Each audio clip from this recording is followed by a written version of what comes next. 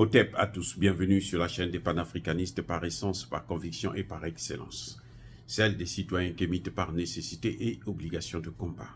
Nous sommes une chaîne qui n'est guidée que par nos ancêtres et rien que par les ancêtres qui appartiennent à l'égrégore du monde noir. Par conséquent, nous ne croyons en aucun Dieu venu de l'étranger.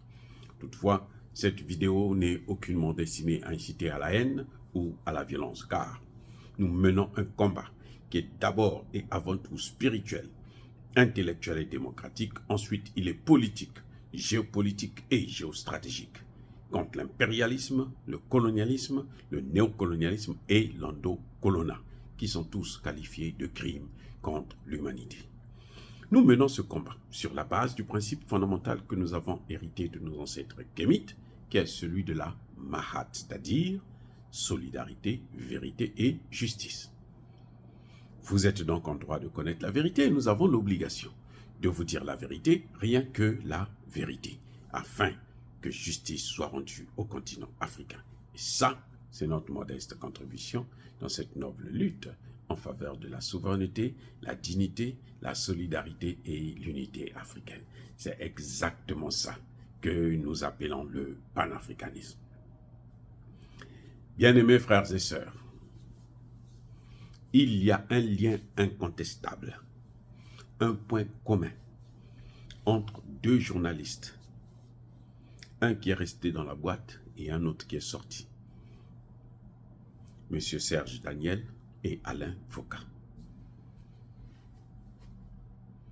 Serge Daniel et Alain Foka ont un même maître, ont eu un même maître pour Alain Foka et à un même maître pour Serge Daniel. Serge Daniel aujourd'hui est la chose de la France. C'est le journaliste africain, français, qui a double nationalité certainement, et qui est là pour aider les Français à manipuler la population africaine, à manipuler la jeunesse africaine, à traumatiser la jeunesse africaine. Serge Daniel fait partie de ce qu'on appelle médias mensonges. Il travaille pour eux. Ce sont des gens qui donnent des informations dans le but d'obtenir une situation donnée. Ils ne donnent pas des informations parce qu'ils veulent que les gens puissent connaître les choses. Non, ils donnent des informations parce qu'ils veulent atteindre un objectif particulier. Et l'information est donc biaisée en fonction de l'objectif qu'ils veulent atteindre. C'est-à-dire, on veut que la population se soulève au Mali, et notamment à Kidal. On fait croire que les conditions sont réunies pour que l'armée puisse venir vous tuer, par exemple. Que les femmes puissent commettre un génocide.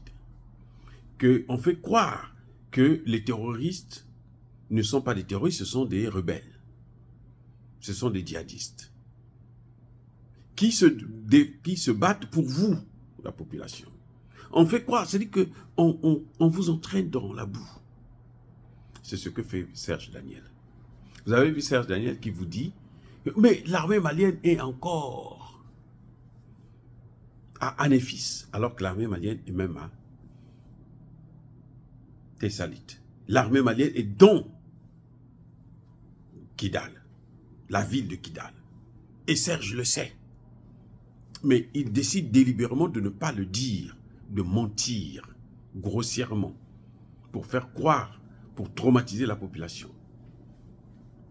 Et vous avez le cœur qui bat. Mais qu'est-ce qui va se passer?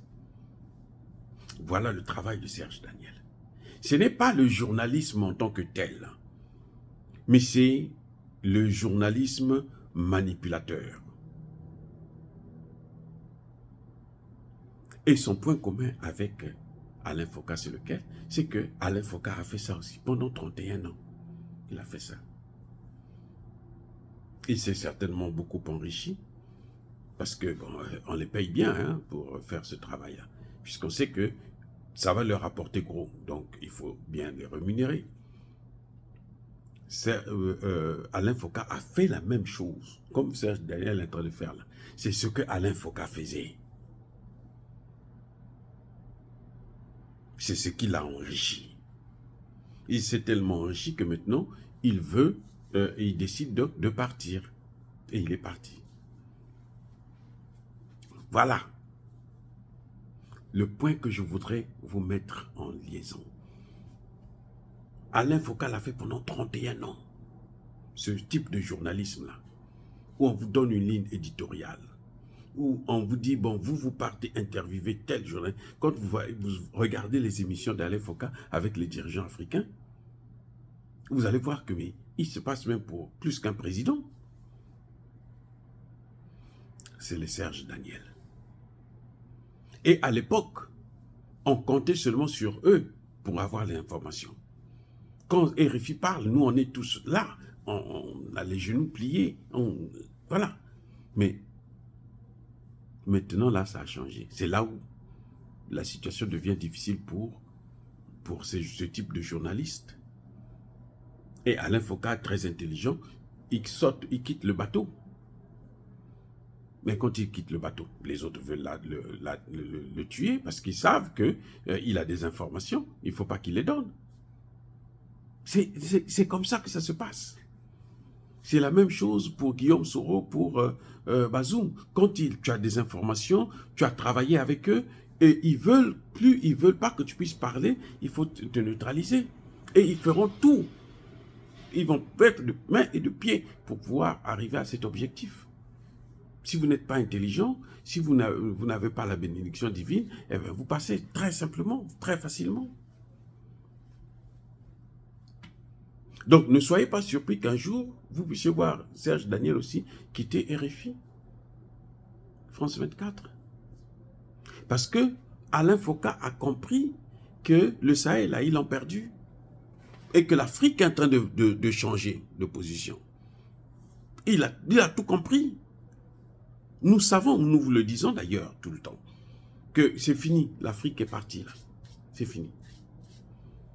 Les chefs d'État récalcitrants là, c'est pour combien de temps?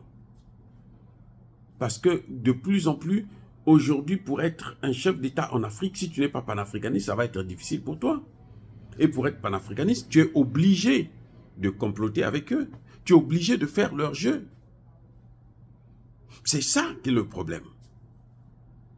Dire cela, c'est inciter à la haine ou à la violence? Non. Il n'y a pas colère, réveil à malheur. Encore une fois de plus, bien-aimés frères et sœurs, soyez bénis. Je persiste et je signe. Soyez abondamment bénis par le Dieu des Kémites et par nos ancêtres angélisés. Mais que tous ceux qui persécutent le continent africain le pillent et le déstabilisent, qu'ils soient noirs, blancs, chinois, arabes, indiens ou qui qu'ils soient punis, maudits, foudroyés, neutralisés, écrasés, effacés par ce Dieu des Kémites et par nos ancêtres angélisés. Vive l'Afrique éternelle, j'ai dit et j'assume.